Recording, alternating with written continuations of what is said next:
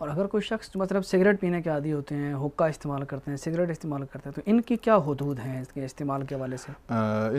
इनको इस्तेमाल नहीं करना चाहिए।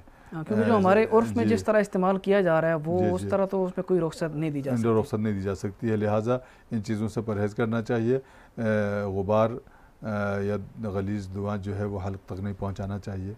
तो ये इससे जहाँ तक अगर फ़र्ज़ करें आप मुंह तक भी उनको महदूद करें, हलक तक ना भी पहुँचाएँ, तो हम ये अगर कहें कि जायज़ है तो रोज़े का तक़द्दुस कायम नहीं रहेगा। ये होगा कि लोग फिर हुक्के पीने शुरू कर देंगे, सिगरेटें पीने। ये फिर मुसलमान के मुआशरे, मुसलमानों के मुआशरे में रोज़े को जो एहतराम हासिल है जी, वो तक़द्दुस वो बरकरार नहीं तक़द्दुस रहेगा। बरकरार नहीं रहेगा। उस तक़द्दुस का ख़याल करना सबसे अहम मसला ये है कि बाज़ औक़ात एक इबादत के तक़द्दुस को ख़याल करना।